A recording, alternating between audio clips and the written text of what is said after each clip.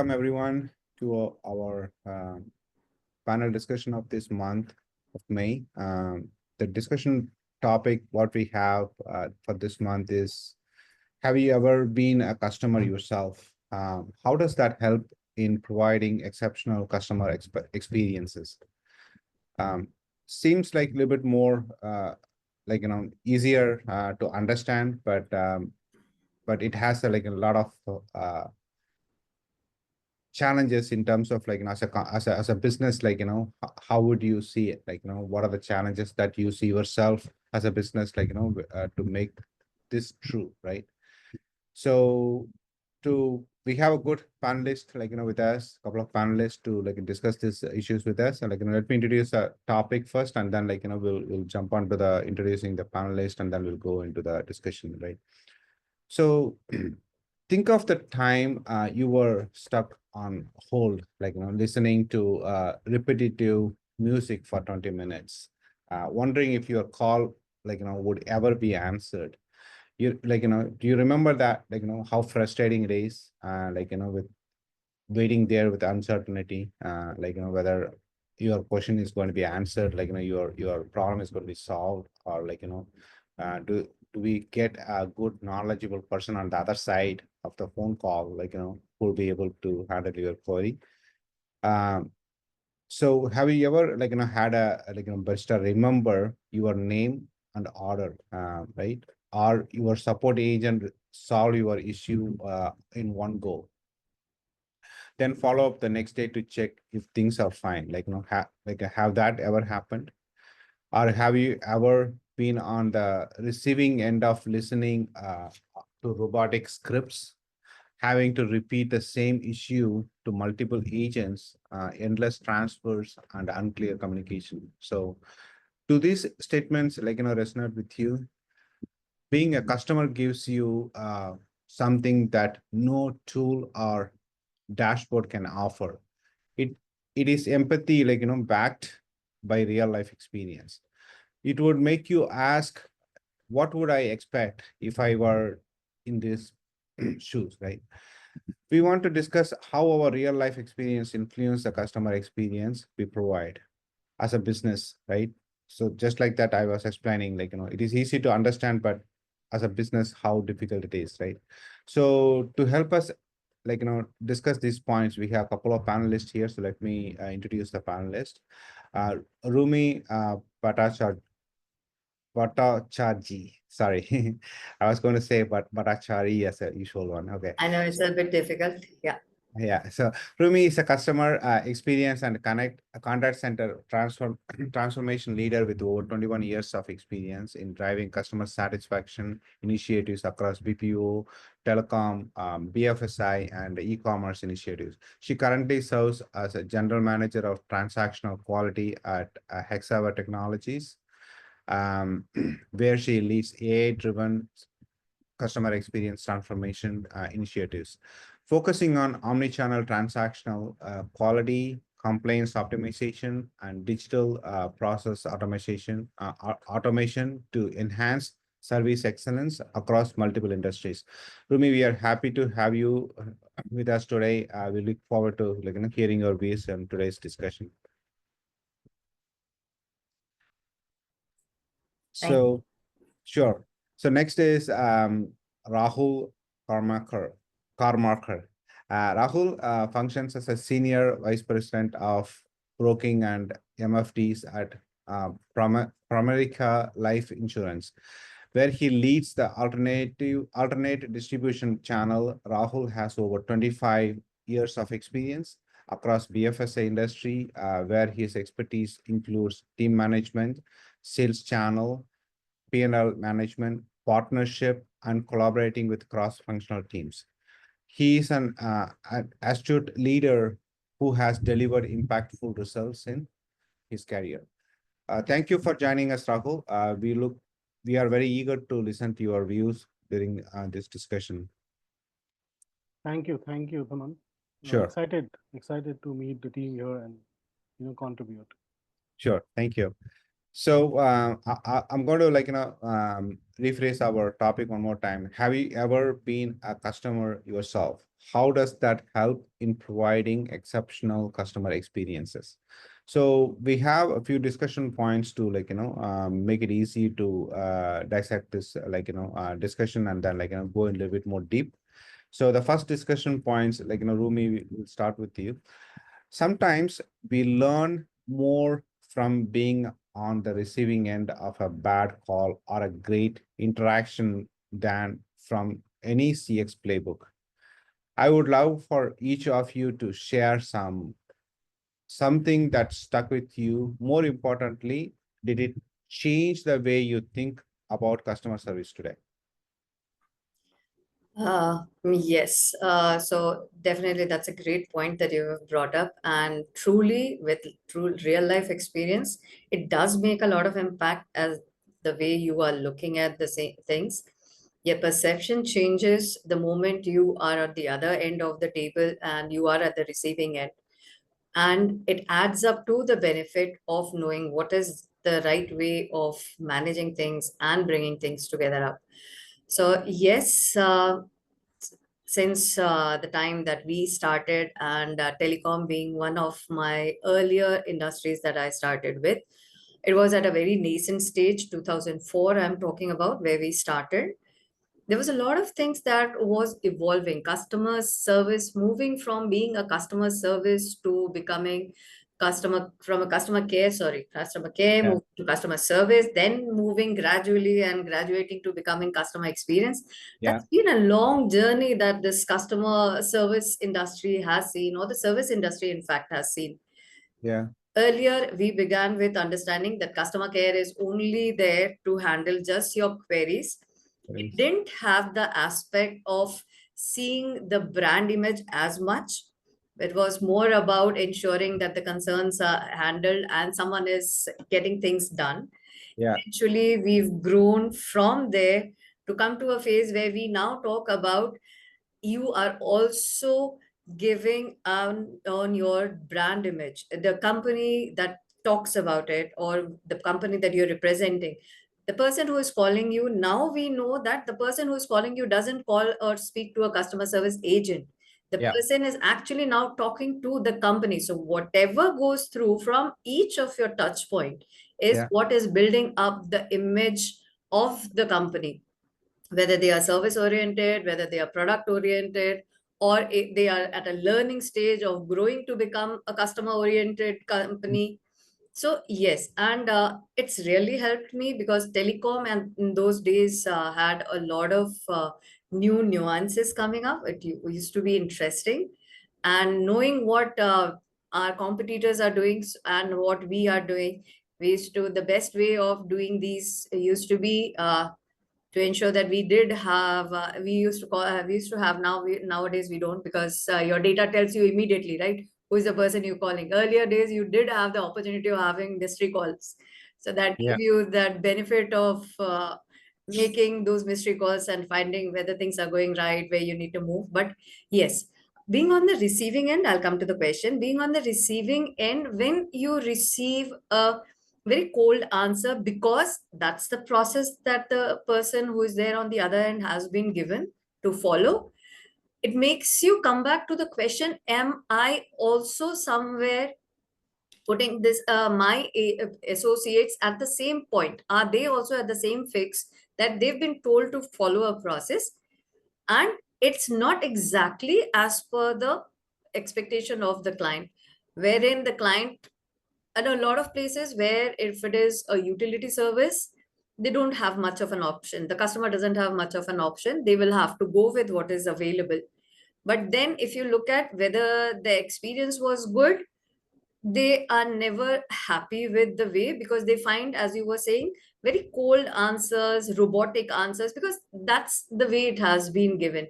So yeah, these things, during my time when I was at the initial stage learning how to develop this, uh, I was lucky to have managers who gave me the bandwidth, I'll say, gave me the freedom to explore and find what is the right way, what is the best way, while they were always there to guide me. So yes, this had given us, and we used to have these as feedbacks coming up from the customers. Now that the technology has evolved, I take it up with the team, as in, let the infrastructure or the AI take up the part wherein it does not need to think. We have a lot of analysis that can be done by the AI, saves Okay. a lot of time, and then there is this human intelligence that can step in to build that thing, to Mhm. bring in that experience. And that, because a machine has a difference from a human of having that creative mind, that is the advantage that I always that I always follow also, that to take the advantage of using the human intelligence into creativity, into finding new and better ways of doing, while Yeah. the things can be done. And these examples, now it has, the technology has made it so very easy. So like my current organization also, we have AIs that is accessible to each and every person, right from the top to the bottom line. They can access this information, they can have their work done, and a lot of technology inbuilt into it now. So yes, that helps in building it up for us. And a research when done, the deep researches when done, you have your own inputs which your customers have given during their feedback, during the CSAT or the NPS scores that are coming. Now, like a lot of companies follow NPS, a lot of companies just follow Insta feedback, they will have CSAT, Mhm. various other. When you put this into the system to see and understand what went wrong, and if you have been in that situation for some other product, some other service, it gives you a clear image of why is this person not happy? What made this person feel like I'm not getting the attention or I'm not getting the priority that I expect because I am a customer. I'm a customer who's been with you for long. They would have different, we have different ideologies with customers follow. That's what we should be looking at. People admire longevity of how long I have stayed with you. Some people admire or would follow how much am I paying for your service. Am I a premium customer or I'm just a general customer? So basis these things, it allows us to understand. And if you have been, or like if I've been at the receiving end of bad calls, following up for months to find out what happened, and then finally getting to know, sorry, this wasn't a part of our process, we can't do anything, it definitely is frustrating. And that's what brings me back to come and connect with my team and find out what are these points, to figure out where is it that we can go back and speak to the process to see, okay, is there are finite things that you can't change, but there could be some tweaks that would only not change the process maybe, but make it a little more comforting for the customer when they are moving through with that. Yeah. Yeah, true. Yeah, there are, we have come a long way, right? So where it was like, a little bit more transactional. If somebody have a question, like, answer it, like, and then it came like a customer care. And then like, so now we are starting to talk about the experience. And so, yeah, so, and how companies have started thinking of this as a, like, an opportunity to differentiate, like, the product, like, The the brand. product as well as the service, you're very correct. It Yes. makes a lot of impact because Mm. the person more than the product would resonate more with the human being that they have connected to. Yes. Yes. While there are a lot of AIs and bots which are definitely very helpful, but end of the day, still today, the human connect is something that you would have. Most of your Indian customers, I'll talk about the Indian environment here, most of your Indian customers are more comfortable speaking to someone because that gives them the understanding as, yes, I can speak to the person and the person can understand me. Mm. They're Yeah. not really still so very clued on to AI, and neither they are so much more, they have that much of confidence that what I'm speaking, the bot is able to understand. Yeah. True. Yeah. Yeah. So we go through this kind of experience all the time, I guess. Even for me, like last week, like after the tax season, like So I realized there are some fund like, in the CD sitting there. I thought, okay, let me move that into a like, brokerage account. So when I was trying to I thought if I just open a brokerage account and then I can just move that fund, meaning like, take it out of the CD and put it there. But it wasn't that easy. So happens, what I learned is within the bank, the CD is held by a main bank, and the brokerage account is like, coming under investment bank. Even though it's a one company, there are two different, like, totally a different departments, and they don't talk to each other that well. So I have to submit a paper, meaning like a form, which we are not used to. Like, I the lot like I don't remember any time I have to submit a form in the US for doing anything, meaning like, for these kind of a things, right?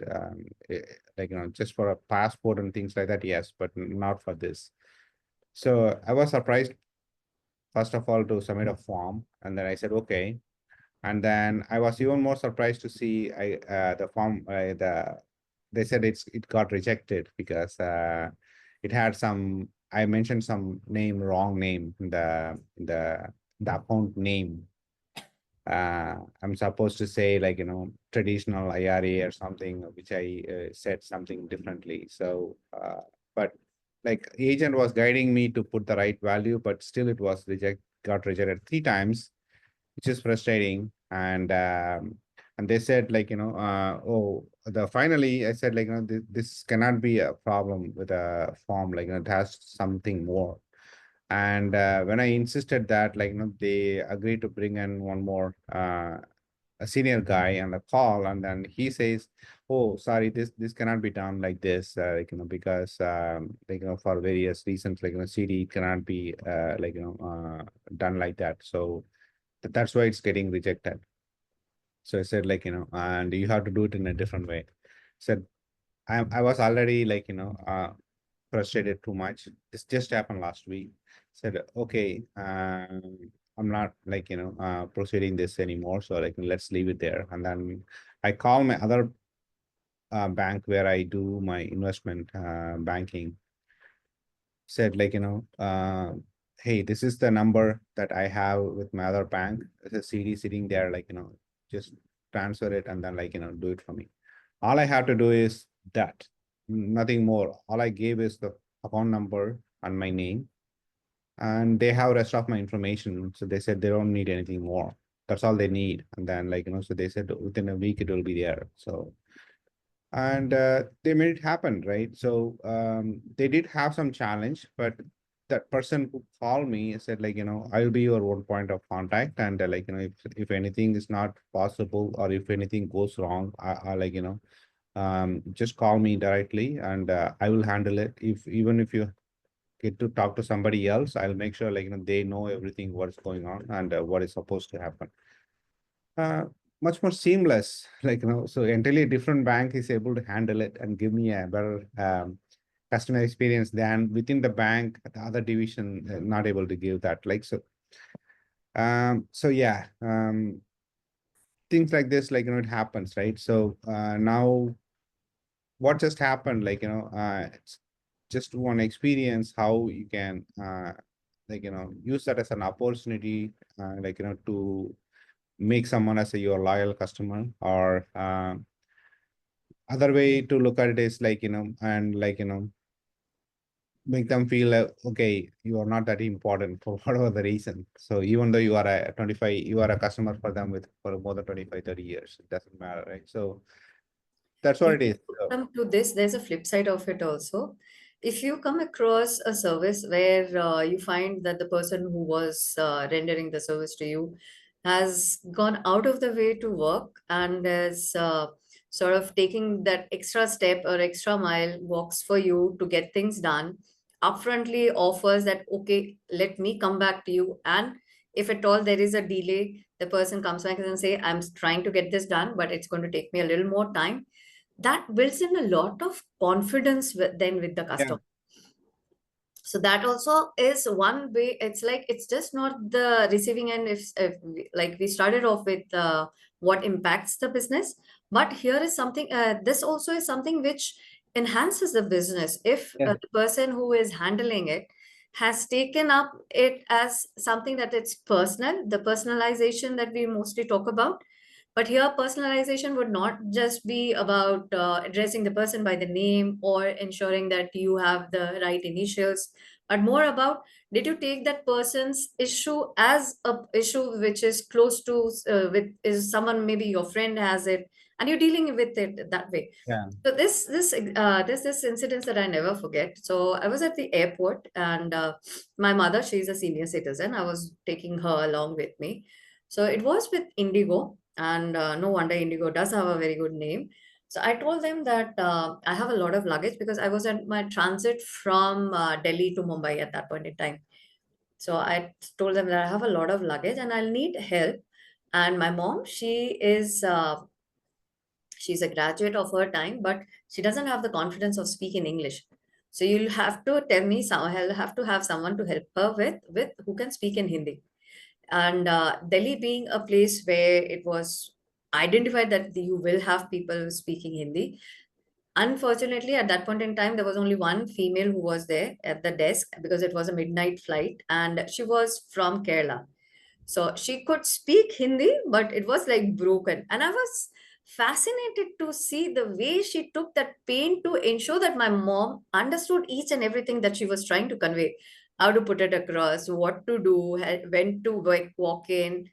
So that made me feel like, okay, my probably right this moment, my mom would not feel the absence of someone holding her hand and walking her through. Yeah, true. Yeah, yeah. So such a nice experience, right? Yeah. These are the things are not going to be solved by the technology. This like very you have to have a human interface, right? So yeah, it's a good Yes. example.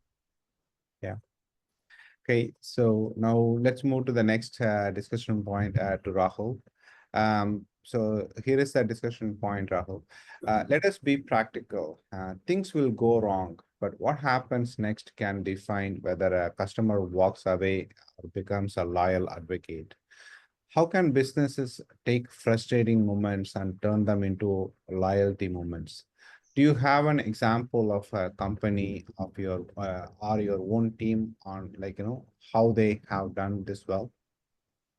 Yeah, surely. So let me start with Bill Gates' statement. Sure. Bill Gates said that your most unhappy customers are the greatest source of learning, right? So service is all about improvisation. How do we improve? And I think let's be very practical here, correct? We are going to have process failures.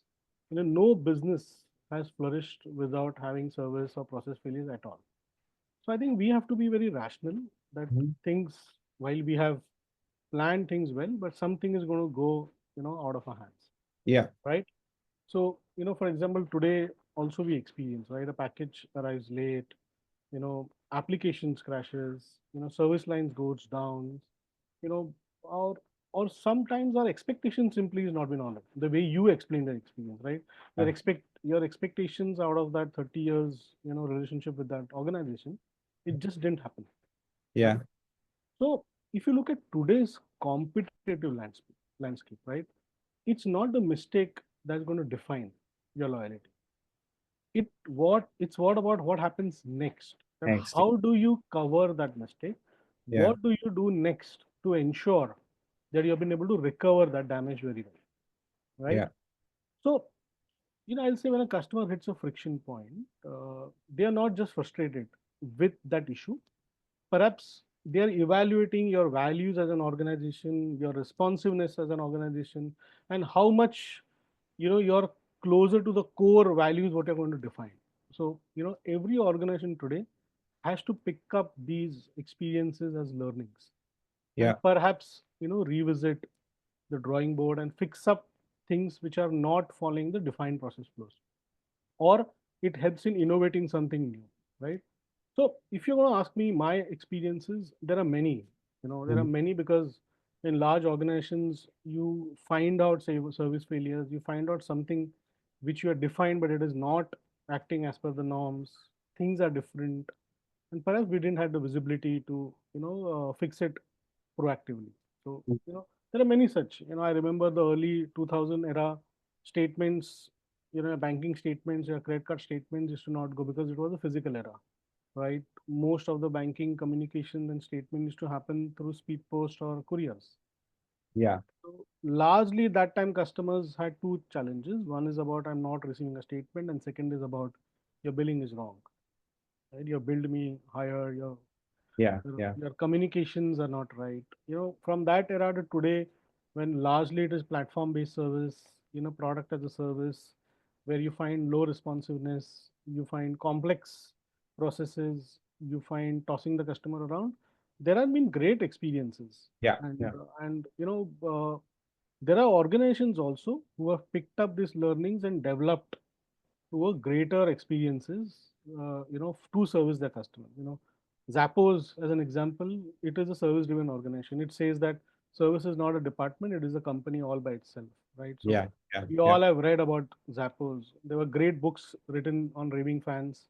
Yeah. People should read those books because it builds the core value of service within you, right? So mantra is very simple, that respond fast and be human.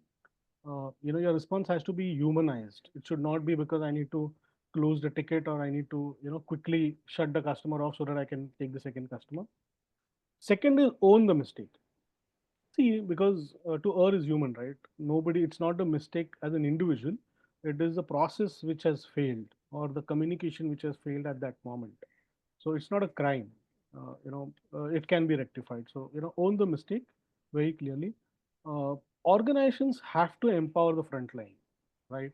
Because they are going to advocate about you. They are going to reflect the values of your organization. They are going to talk about your organization, their Yeah. behaviors, their attires, their communication skills, their intellect. All is going to be measured, questioned, and a perception about your organization or your service is going to get created. So please empower them.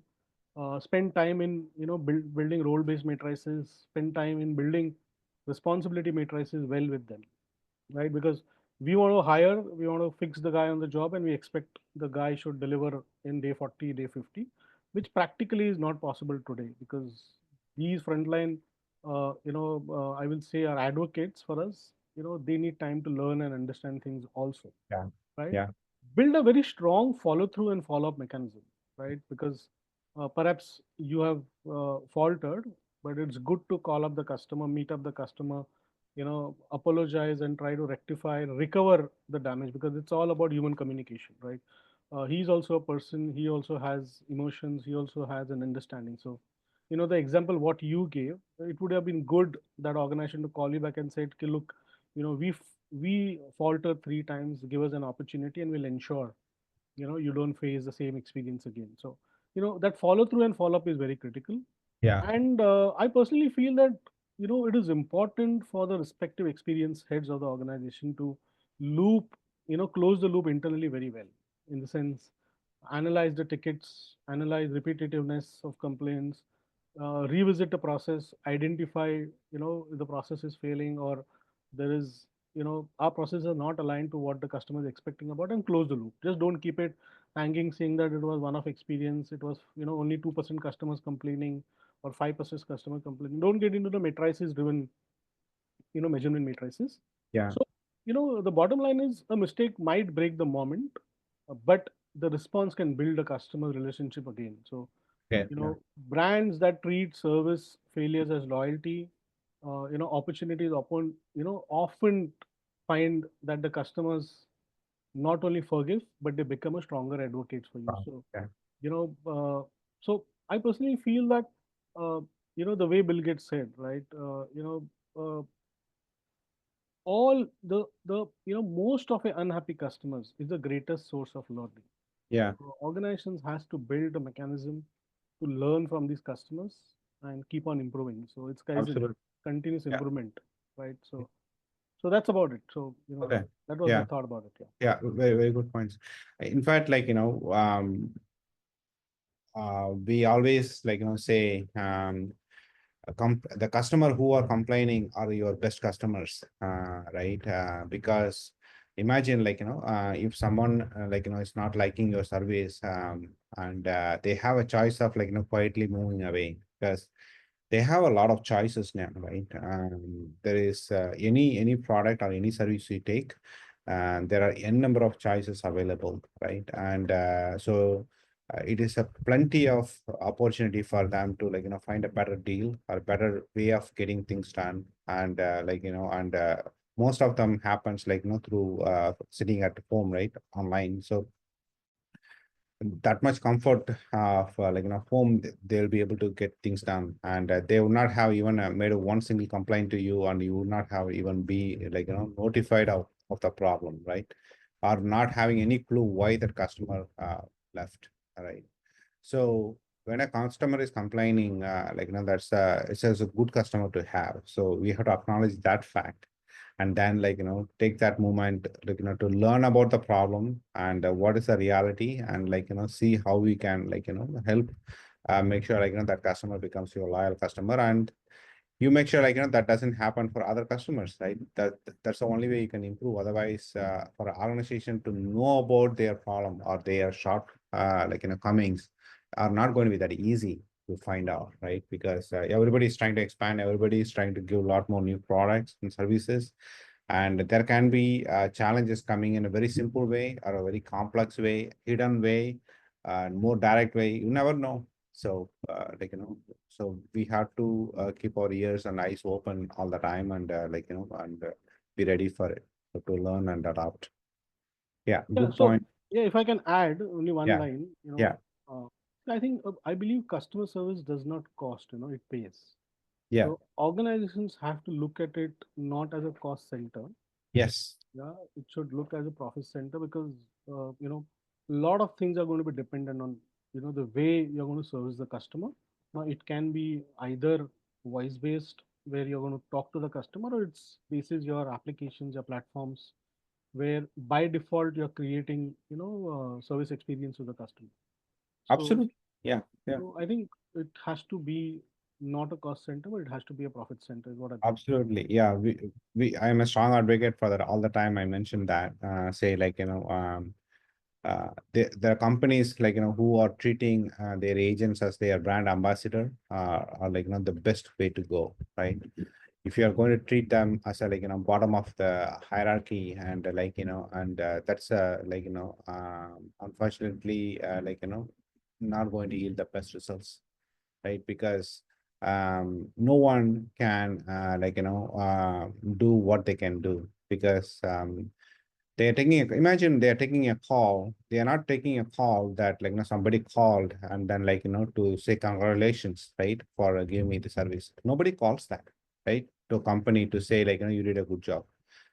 99.9% of the call come to a company saying that there is a problem. I was supposed to get this, I did not get it, right? That is, so when somebody is calling you to discuss about a problem, and this person hearing this problem, not having any authority in his hand, to solve the problem, so he has to acknowledge the problem and see what best he can do, and if he's not having enough tools in his hand to make sure that how the problem can be solved, you lost an opportunity to impress your customer, right? That's what it is. So so you not only have to have importance for that agent who's going to be your brand ambassador, you have to have enough tool that supports, that enables them, right? So there is an example come to my mind for this one. I had another panel discussion, one of the gentlemen brought this up as an example. It is his experience. So he said he booked a hotel, he travels a lot, and he booked a hotel in one of the conferences, when he was visiting Delhi or somewhere. And online, same app he used, he booked, and then he went and then checked in, and then he noticed that room is not the one he liked. It is something is not right for him, so he wanted to get out. So when he called, first the agent, going to say, hey, it's non-returnable, non-cancelable or whatever that rate. So you cannot do anything, right? But then what happened is the agent noticed when he called, this customer is been a loyal customer for them, and he has already stayed 500 nights through them, right? So they have booked 500 nights for him already. So when he saw that data, so he realized he's a good customer, right? He's not going to make a call and then complain because, just for a reason of complaining, right? He has a good reason to complain. So he told them immediately, sir, please hold. Let me see what I can do. It is a cancelable rate, but I'm going to do whatever I can to help you. So he went out of the way, figured out, talking to supervisors, came back and said, I'm going to help you. I already found another reservation for you in the same street, and I'm going to stay online with you till you go and check into that room and say you are comfortable staying in that room. I'm going to be on call with you. So he was holding the call for minutes, and till he was able to walk out and walk into the next one and check in. So when he explained that story, right, that's a very good way of dealing a problem and solving the problem and making that customer as your loyal customer. He was already a loyal customer. Now he's never going to think about any other way of booking a hotel room, right? So he will always go back to that, right?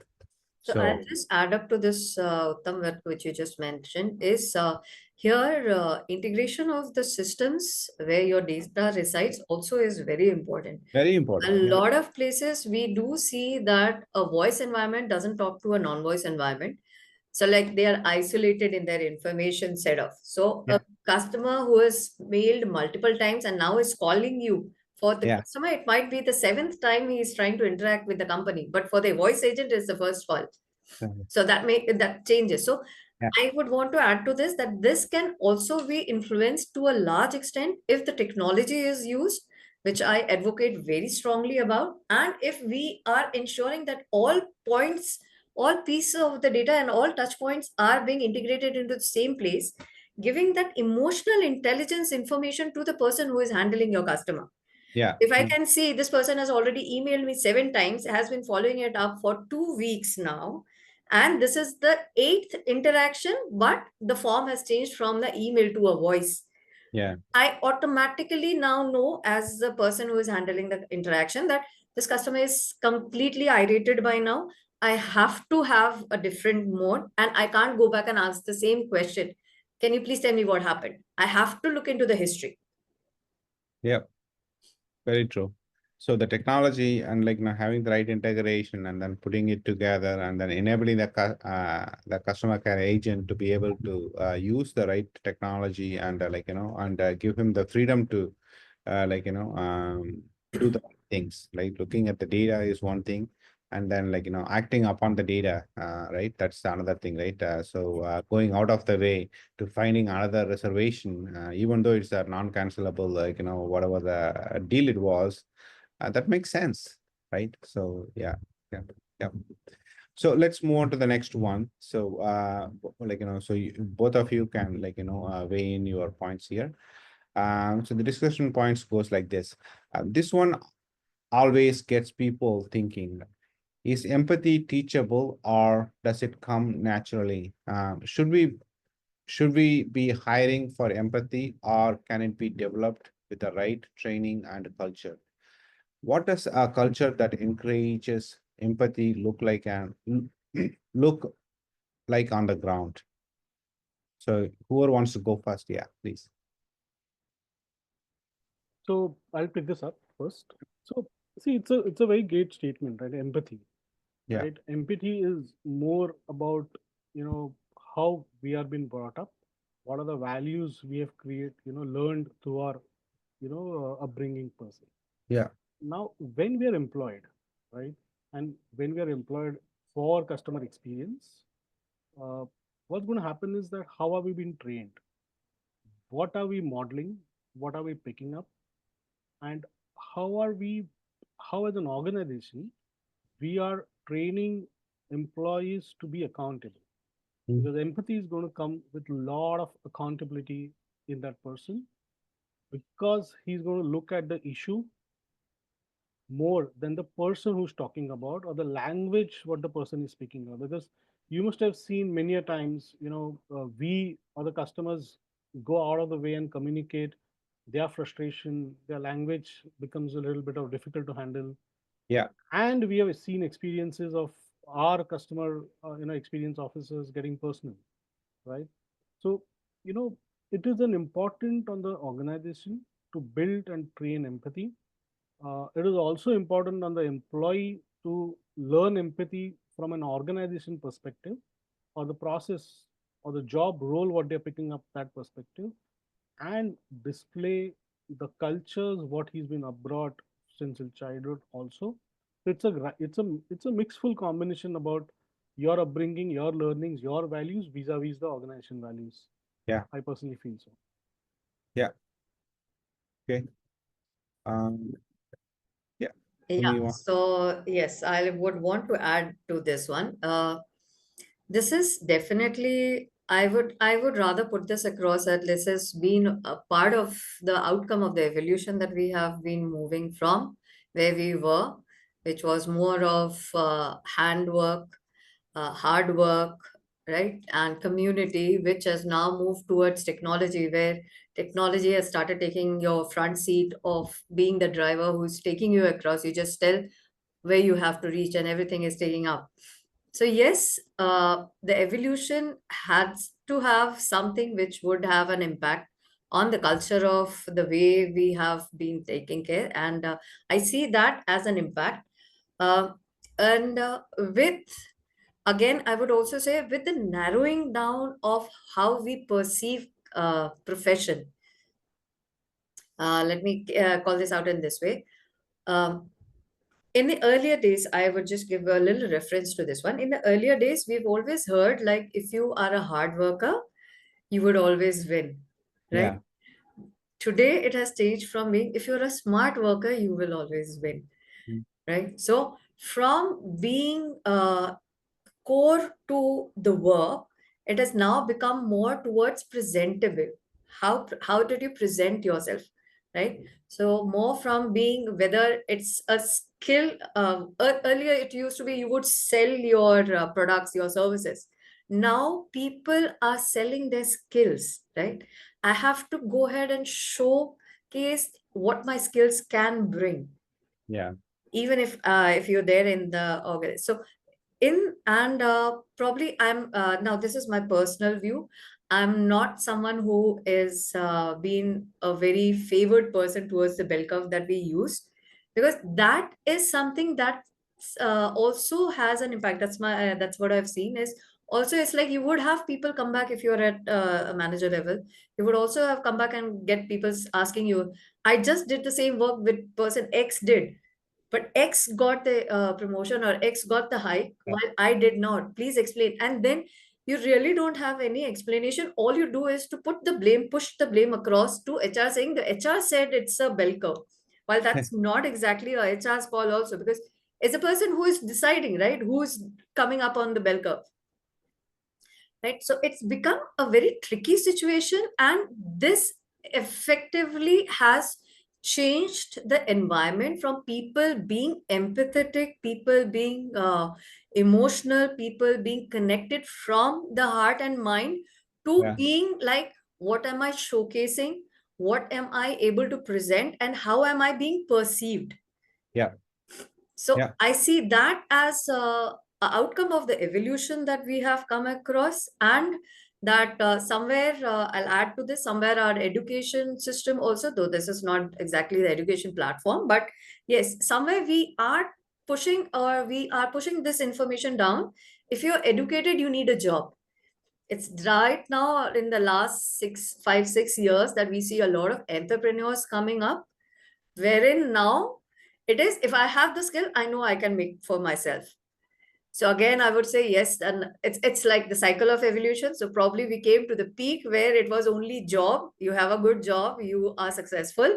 Now they're moving back to saying yes, if I have a skill, I know where I can reach.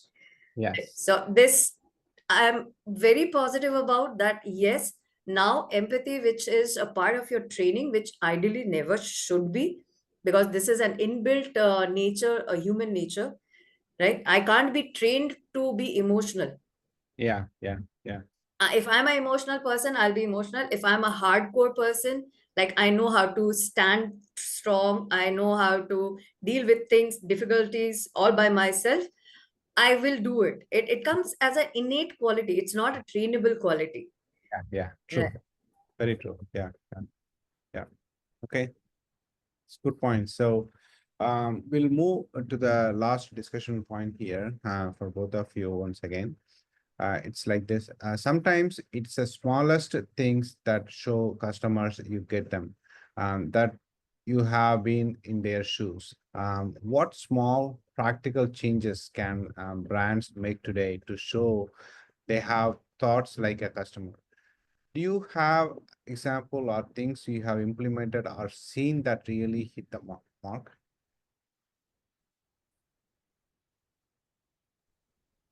Yeah, so I'll pick it up. See, I think it's a great point in this journey of becoming big.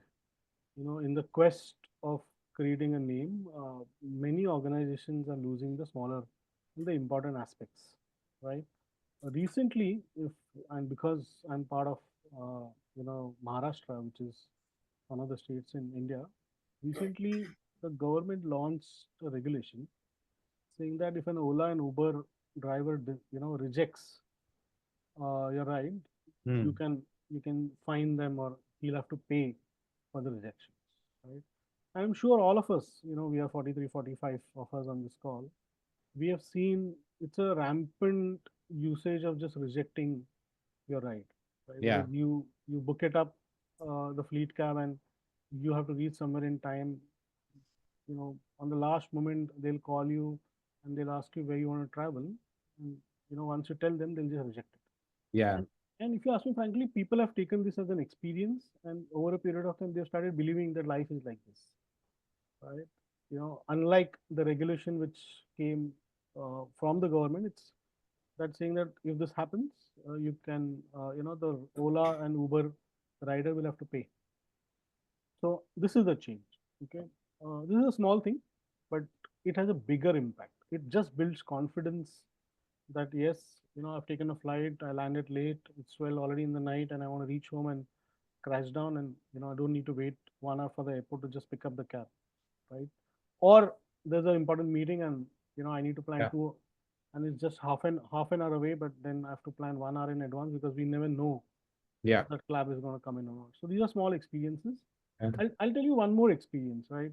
While I was in America building up the broking business, and, I kept telling one of my team member that for a 50,000 business also, please say thank you, because while we have bigger numbers to deliver, but the smallest sale coming from the broker, if you thank him, nobody else is going to do that, because everybody else will be asking for crores of business. But for us, because we are building it grounds up, it's important to thank the smallest to smallest gesture. And yesterday he told me that it's working because we're just saying thank you for the business, and people are appreciating because nobody else is doing that, right? So as you picked up the earlier topic on empathy, I think for the smaller things we have to be empathetic Yeah. and understand that smaller things have a larger impact in the journey, Yeah. right?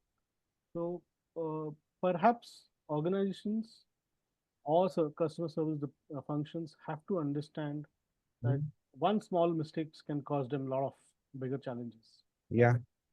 right? So that's two experiences which I wanted to share on this Sure. subject. Yeah. Good ones. Yeah. Uh, Okay.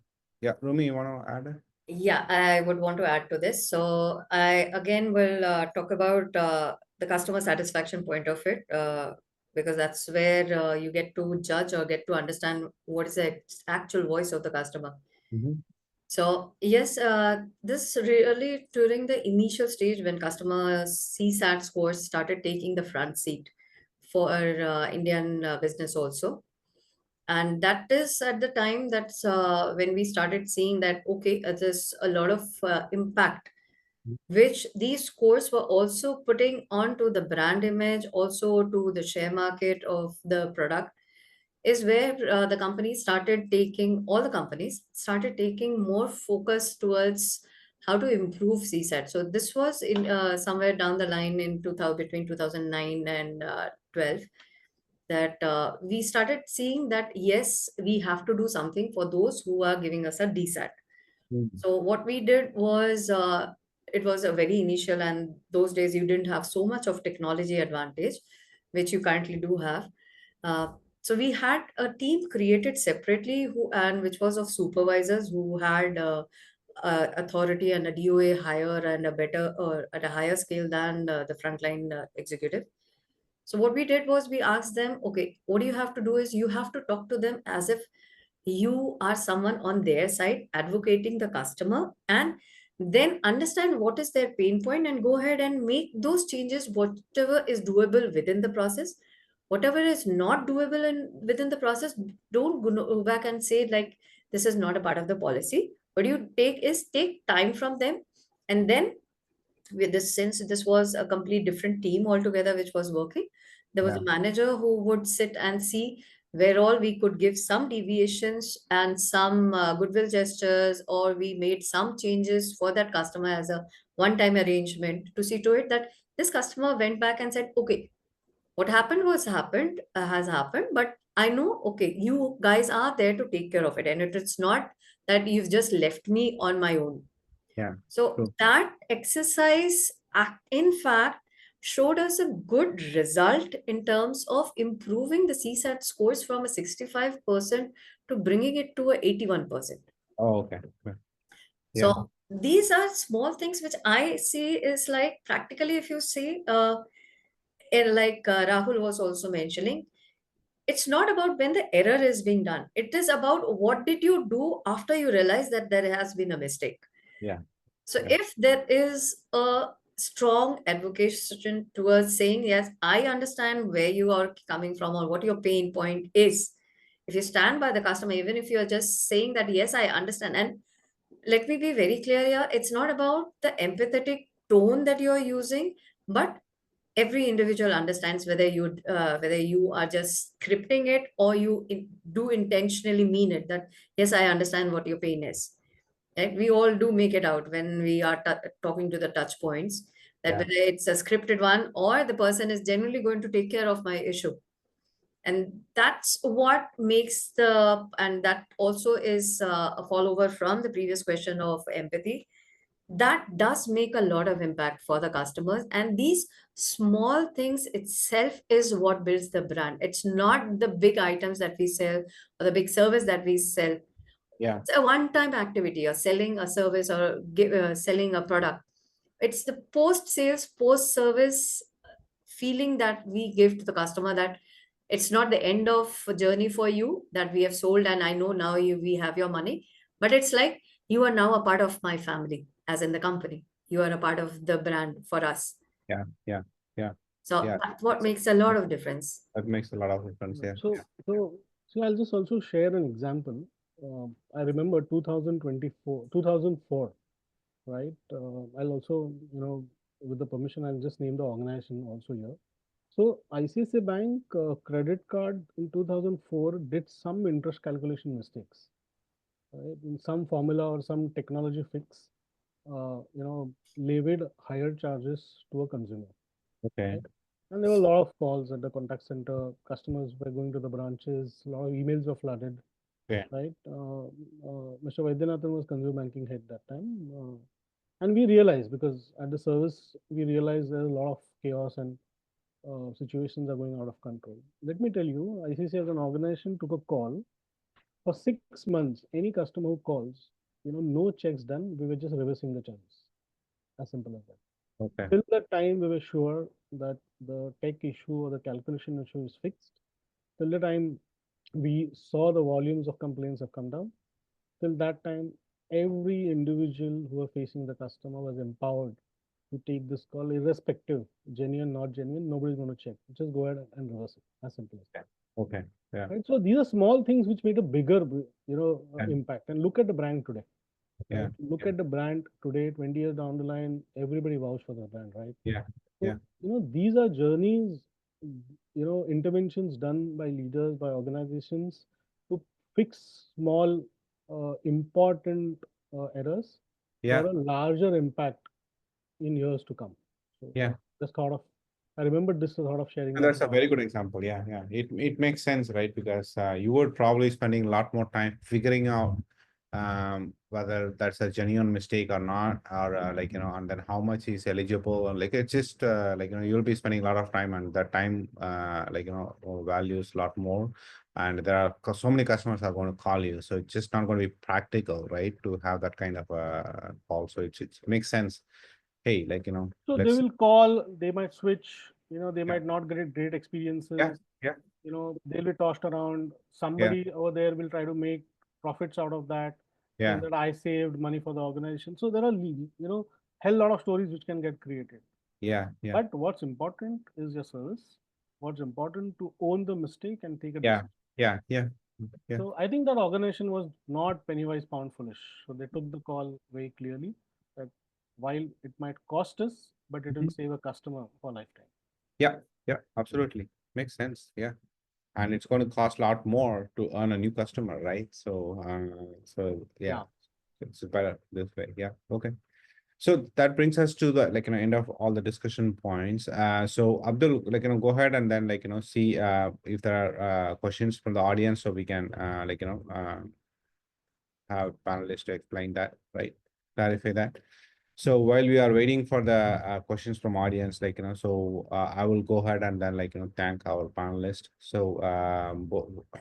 both Rumi and Rahul, thanks so much for being with us today, and it means so much for us, and and we appreciate your time and taking time from your busy schedule, explaining, sharing your experience, means a lot to us and to the community. So thank you so much. As I said earlier, if there is anything else, please feel free. We are here and we can do more. So we are always open for more interactions. So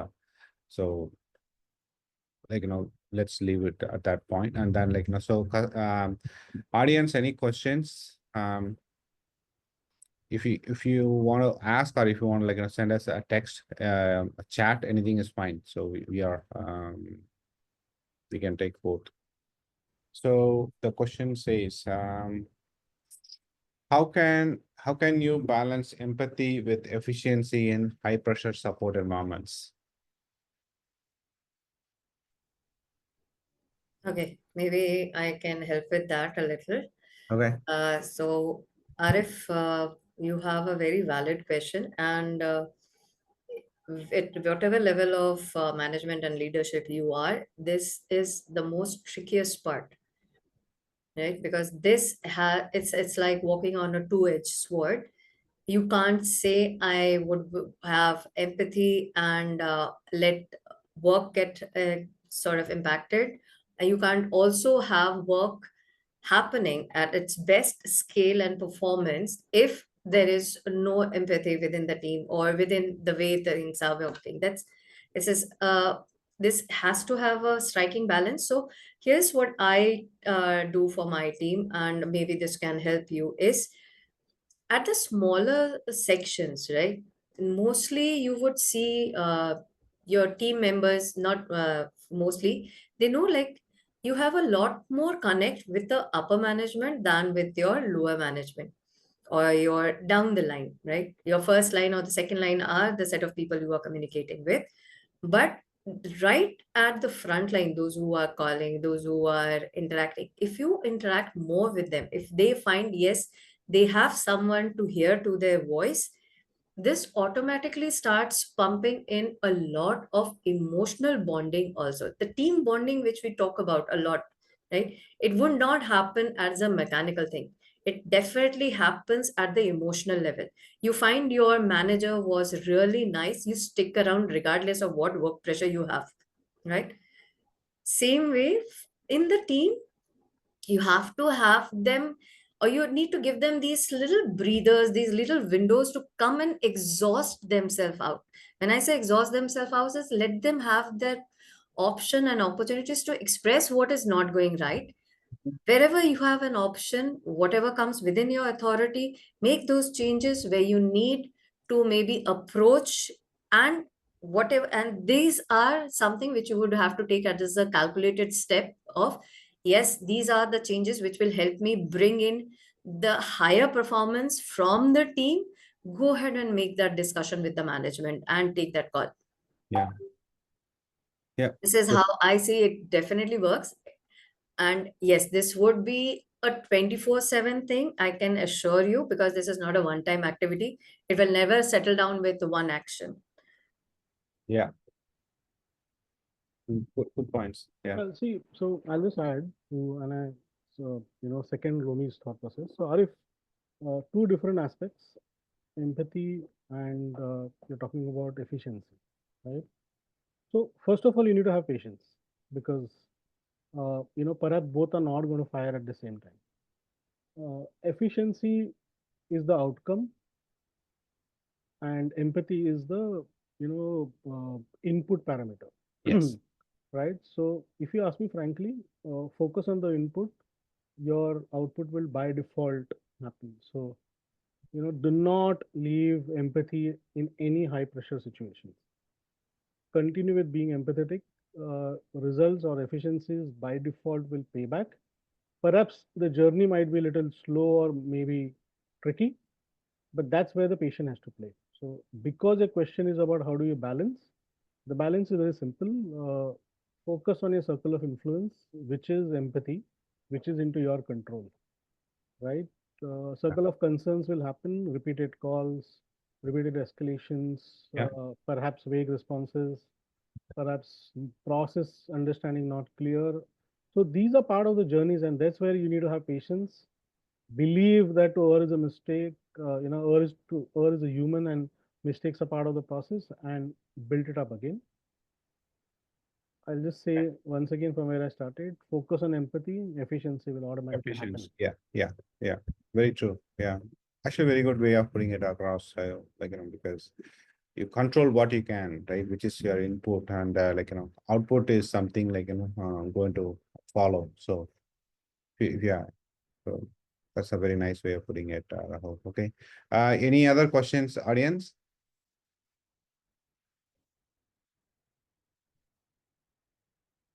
Okay. Thank you, Arif. So anyway, we are coming to our end of our time slot also. So thank you so much, Rahul and Rumi. So we appreciate your time and looking forward to be talking to you sometime in future. Please stay in touch and thank you so much for all your time and support for today. And thank you, audience. And looking forward to talk see you all next month with a different topic and different discussion points and a different panelist. Thank you so much. Have a good evening, everyone. Yeah, Bye. thank you, Thank Team you. Bharat Connect. Thank you, everyone. I think all 43, 44 of them, they've spent their important time to listen to us. I'm sure we all of us, Romi, me, Uttamam, all of us have added value to you. Pick up some learnings and let's display great service in our everyday lives. Thank you very much.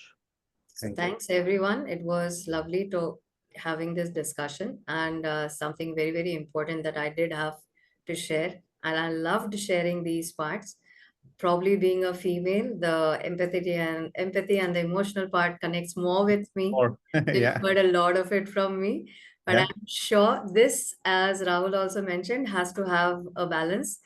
Empathy is your fuel, right? Nothing, whether it's inside or outside, it works with that. So yeah, yes, and it would be interesting, Uttam, to see if technology can evolve to that level to have that intelligence of understanding what real empathy is and not just yeah, text. yeah, yeah. I think I guess we'll get there. Yeah, not that far. Yeah. Yes. I think Yeah. Thank you, everyone. somebody raised a hand. Let me Oh, just check. Yeah. Vijit Kanase, I think I heard. So someone. Okay. Any questions? Anyone? All right. Who was that?